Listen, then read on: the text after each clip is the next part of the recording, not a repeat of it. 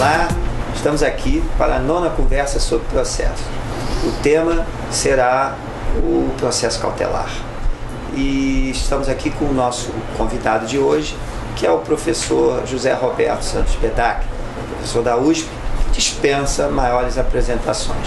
Antes, contudo, de iniciarmos a nossa conversa, queria registrar que o professor Ayub hoje, infelizmente, não poderá participar da conversa, mas estará em seu lugar com a não menos renomada doutora Ana Tereza Basile, que hoje comporá com a Márcia Cunha e comigo o plantel dos coordenadores. Então, professor Bedak, vamos ao ponto, que é o que todos esperam, né? Todos que nos assistem. Eu gostaria de saber a opinião do senhor sobre uma questão deveras relevante, que tem suscitado muita polêmica em doutrina e certamente na jurisprudência. A questão que se coloca é a seguinte: o novo CPC, quando regula o procedimento cautelar, quando fala da antecipação de tutela, ele diz que, se não houver agravo interposto pela parte contra a qual essa tutela eventualmente venha a ser deferida, essa tutela se torna estável.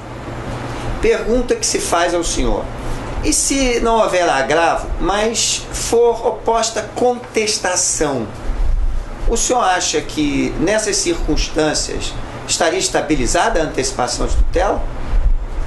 Bom, eu gostaria de fazer duas considerações a respeito disso. Bom, em primeiro lugar, agradecer o convite, já que eu não fui apresentado, eu faço questão de agradecer o convite, é uma regra não apresentar, espero que todo mundo saiba quem sou eu, senão fica uma coisa, vocês estão ouvindo... Isso com certeza, pessoas que não conhecem, quem não conhece, não tem a dúvida disso. Mas tudo bem, eu queria fazer pequenas considerações terminológicas a respeito da sua indagação inicial.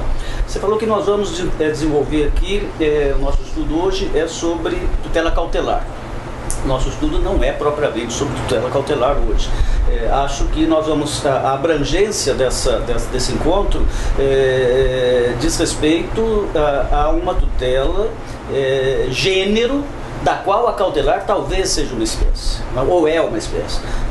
O Código de Processo Civil hoje organiza esse tema da seguinte maneira: quem vem ao Poder Judiciário pede uma tutela jurisdicional. Normalmente pensa-se naquela tutela destinada a resolver o teu problema. Então, eu quero me separar, qual é a tutela que me atende? É a tutela constitutiva. Se eu quero obter um reconhecimento de paternidade, qual é a tutela que me atende? É a tutela declaratória. Todavia, se eu quero obter o pagamento de uma importância em dinheiro, qual é a tutela que me atende? É a condenatória mais a executiva. Né? Todavia, há situações em que torna-se necessário, até para que essas tutelas, que eu chamo de definitivas ou finais, tenham a eficácia que delas se espera, há necessidade de o juiz adotar determinadas providências visando a uma concessão imediata de determinada tutela jurisdicional, cuja função não é resolver o problema, cuja função não é satisfazer o direito, mas permitir que o direito seja satisfeito quando isso for possível, dentro daquilo que nós conhecemos como devido processo legal, que tem uma característica: a demora. Não há devido processo legal cuja solução seja imediata, tendo em vista as garantias inerentes ao devido processo legal, como contraditório, duplo grau e outras mais. Muito bem, então, dentre essas providências, eu classifico-as, e o Código faz isso hoje, de definitivas e provisórias. As provisórias são, em princípio, tutelas destinadas a assegurar a efetividade das definitivas, a condenatória, da declaratória e tal. Então, essas provisórias foram tratadas no Código com essa terminologia. Isso foi intencional, para evitar aquela discussão absolutamente inócua que os processualistas travaram durante mais de 10 anos, diferença entre cautelar e tutela antecipada, não sei o quê. Isso, para mim, sempre foi uma bobagem, e o Código tentou eliminar isso, e nesses últimos 3 anos de vigência do Código, 2 anos e pouco, nunca mais eu me deparei com a discussão sobre a diferença entre cautelar e tutela antecipada. Nem do ponto de vista teórico, nem do ponto de vista prático. Nenhum juiz disse, eu não vou conceder porque isso é cautelar e você pediu tutela antecipada. Isso acabou. Então é importante que nós conheçamos a estrutura do sistema, tal como ele se encontra hoje no Código. Então nós temos a tutela provisória. Essa tutela provisória, numa primeira divisão, o Código fez o seguinte: tutela provisória de urgência e tutela provisória da evidência. Qual é a distinção entre essas duas categorias, essas duas espécies de tutela provisória? É aquilo que nós chamamos de perigo in mora, né? O perigo de dano. Né? Há situações em que o legislador dispensa o perigo de dano, dado ao grau de evidência do direito. Né? Então, nesses casos, é possível a concessão de uma tutela provisória, independentemente do perigo de dano. As tutelas provisórias de urgência são aquelas cuja concessão deve ser imediata, não tanto em razão da grande probabilidade do direito, mas de uma probabilidade associada a um outro fator, qual seja o risco de dano.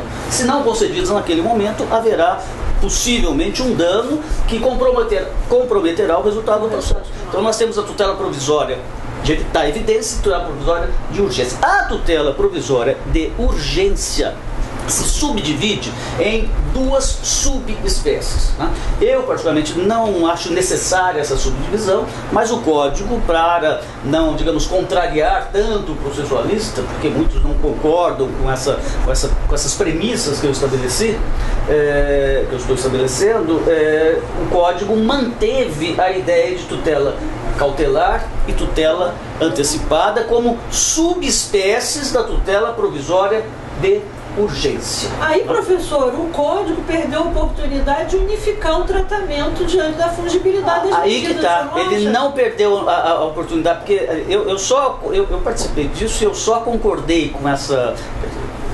Só não fiquei vencido, porque eu ia ficar vencido com essa estrutura que o Código deu, porque apesar da diferença entre cautelar e tutela antecipada admitida pelo Código, ele unificou o procedimento para ambas as tutelas, com algumas diferenças pequenas que não repercutem.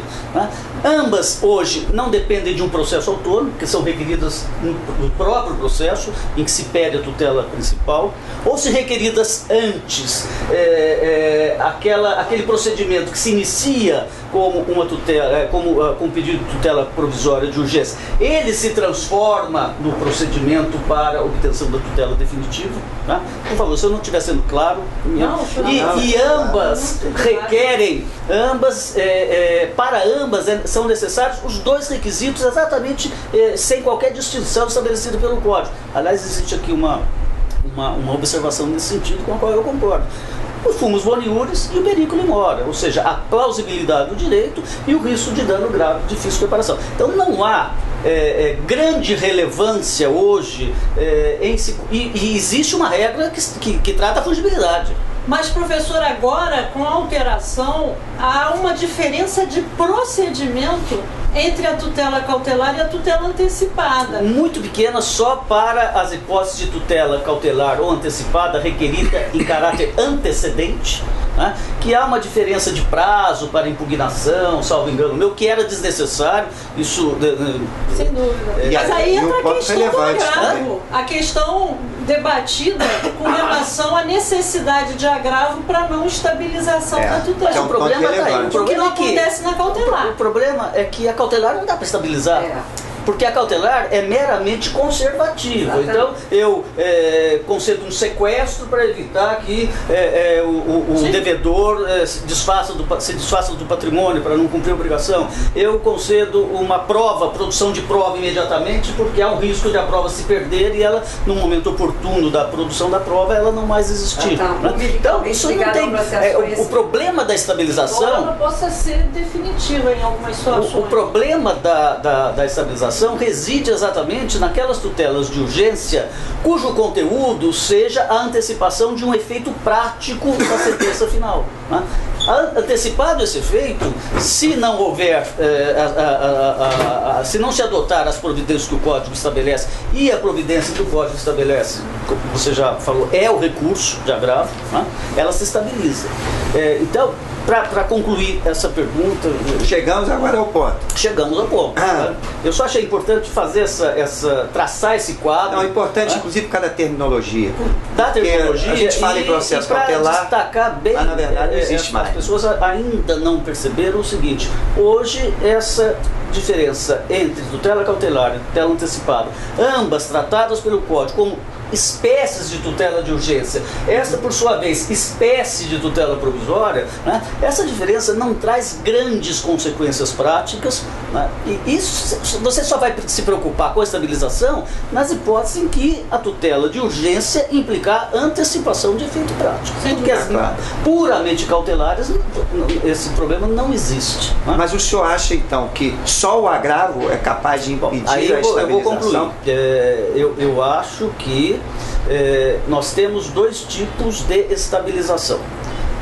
A primeira delas é aquela em que, concedida a tutela antecipada, a parte não agrava. Ela pode contestar, o processo prosseguirá com aquela tutela de urgência antecipada ou cautelar estabilizada, tá? Até o final do processo. Se julgada procedente a demanda, certamente a cautelar será, a tutela provisória será confirmada na sentença.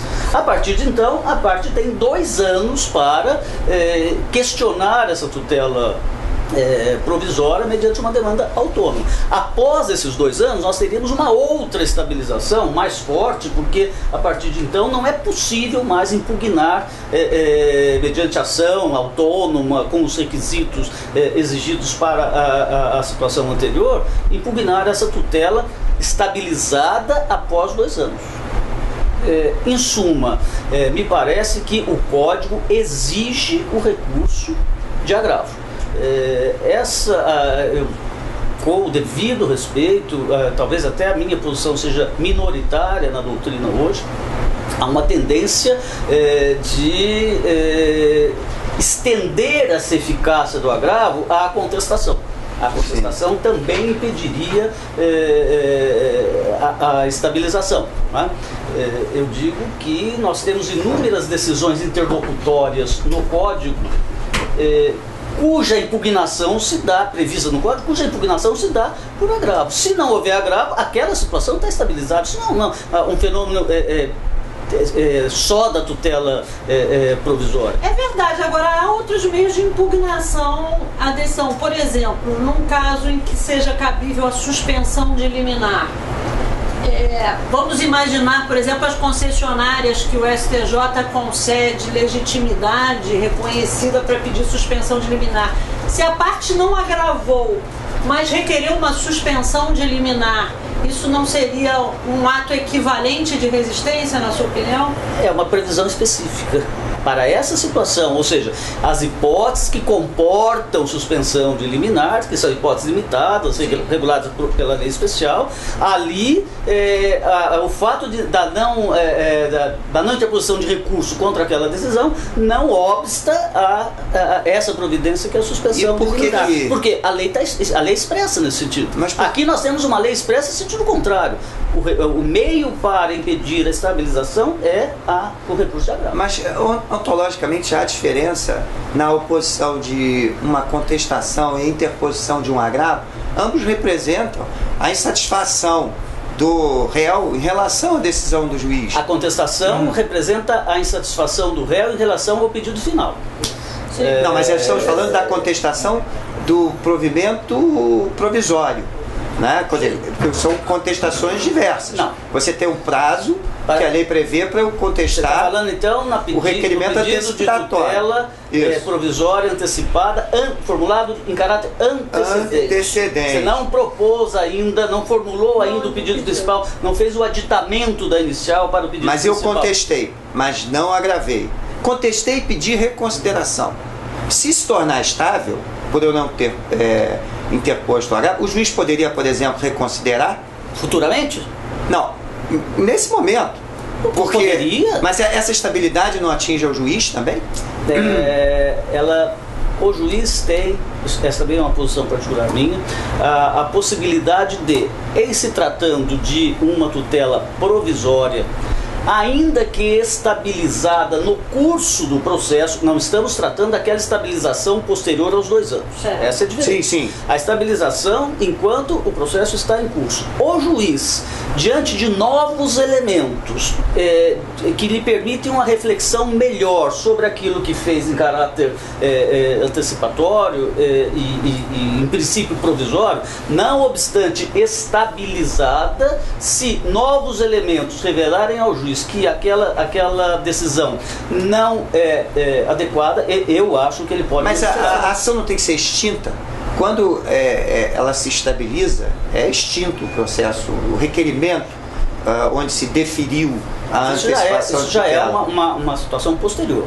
O juiz defere a tutela... Eu não agravo, ela se estabiliza, o juiz extingue, e a lei expressamente diz que não faz coisa julgada. O juiz extingue, você não agrava, e o autor não pede o prosseguimento do processo. O código não é muito claro a respeito disso. Não. Por quê? Porque o autor não pode, ele pode não concordar com essa estabilização inicial, visto que ele pretende a tutela definitiva. Sim. Ele não se conforma só com aquilo. Aquilo não é suficiente para ele. Ele pode pedir mais. Ele quer coisa julgada. Ele pode pedir Não, mais. ele pode pedir mais. Mas ele teria interesse em prosseguir. Vamos concretizar aqui a nossa... Né? Eu formulo um pedido definitivo de condenação do réu ao pagamento de uma indenização por perdas e danos, compreendendo dano moral e dano material. Tá? E peço uma tutela antecipada, em caráter antecedente, antes de propor ação, que é outra coisa que as pessoas precisam entender o seguinte: esse pedido de tutela antecipada antecedente deve ser uma exceção. Claro. Não pode ser a regra, porque a regra é a seguinte: eu já tenho todos os elementos, que eu faço? Eu formulo o pedido de tutela provisória e tutela definitiva na inicial. Sem dúvida. Né? Só nas hipóteses, o código devia ter sido mais claro. Né? Não foi. Só nas hipóteses em que eu ainda não tenho condições de formular o pedido de tutela definitiva, para evitar um dano ao meu direito, ao meu suposto direito, eu formulo um pedido de tutela antecipada antecedente. E tenho um prazo para aditar a inicial, a fim de que a tutela... a fim de formular o pedido de tutela principal. Muito bem, então eu pedi, nessa ação de indenização, visando a indenização por perdas e danos, eu pedi a condenação do réu ao pagamento de danos materiais e danos morais. E pedi a antecipação de um dos efeitos da minha da tutela final pleiteada. Qual seja, por exemplo, eu preciso, eu fiquei incapacitado, eu não posso mais trabalhar e eu dependo de enfermeiro em razão do acidente sofrido, do ato ilícito, e eu não tenho condições de pagar. Então, juiz, eu quero que você condene o réu a todos os danos que eu sofri, ou seja, dano material, dano moral, não posso mais trabalhar, indenização e tal. Agora eu quero a antecipação de um dos meus pedidos, ou seja, eu quero uma parcela mensal para eu poder sobreviver. Né? Eu estou dizendo isso porque isso eu já fiz, isso aconteceu comigo. Muito bem, eu antecipo, o juiz antecipa esse pedido. Né? O réu não apela, não agrava, e a luz do código dá a impressão de que o réu não agravou, estabilizou, ele extingue o processo. Tá? Não é isso. O réu não agrava. Isso é importante. O réu não agrava, mas o autor tem o direito de exigir a continuidade do processo para a obtenção do seu pedido integral. Né? Ele não concorda? Sim, mas em relação a esse pedido, ele só poderá ser modificado se o réu entrar com uma ação específica. Não, ainda não. Para desconstituir a estabilidade. Tem 2 anos para fazer isso. Acho que os pedidos são autônomos, né? Os pedidos são autônomos. Mais ou menos, são autônomos, nesse caso, do ponto de vista do momento em que eles são formulados. Mas um está intimamente relacionado ao outro. O pedido de tutela antecipada é algo vinculado ao pedido principal. Eu não posso pedir uma tutela antecipada visando a antecipação de determinado efeito que não esteja contido no meu pedido principal. Então, pelo que eu estou entendendo, quando há pedidos múltiplos e a antecipação de tutela se restringe a apenas uma parte desses pedidos, não há estabilização quando o processo prossegue para o exame dos demais pedidos estando eles Aí que correlacionados. tá. A estabilização é um fenômeno, nesse momento, é um fenômeno Interno destinado do a. processo. Essa foi a intenção da adoção da estabilização. É para extinguir o processo. Entendeu? Ela só tem razão de ser se o réu não impugnar mediante recurso e o autor concordar com aquilo. Extingue o processo. Pela estabilização. A partir daí, a parte vencida, o réu tem 2 anos para impugnar aquela decisão. Agora, se o réu não recorreu, mas o autor pediu o prosseguimento do processo, o fenômeno da estabilização deixa de ter sentido. Eu acho que, ainda que a tutela antecipada abranja o pedido como um todo, o autor pode ter interesse em que se continue aquele processo, porque ele quer uma coisa julgada e não uma coisa estabilizada. Que pode ele pode ter interesse de não se ser surpreendido mais à frente com uma ação em contrário da parte do réu. Até porque há quem diga que há uma diferença entre antecipação, tutela estabilizada e coisa julgada.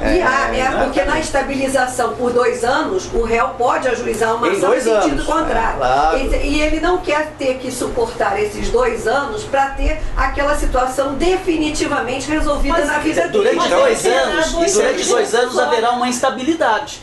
Essa estabilidade muito mais difícil com muitos para o autor não é interessante. Ele quer exatamente, ele quer estabilizar. E há quem diga que mesmo depois dos 2 anos essa estabilização não se equipara a coisa julgada, né? Então o autor pode ter interesse. por N razões ele pode não se contentar com aquilo que foi e outra coisa que eu acho que a gente poderá debater no próximo bloco, que esse está acabando, né? Que é a questão de quando o réu não agrava, mas ele contesta.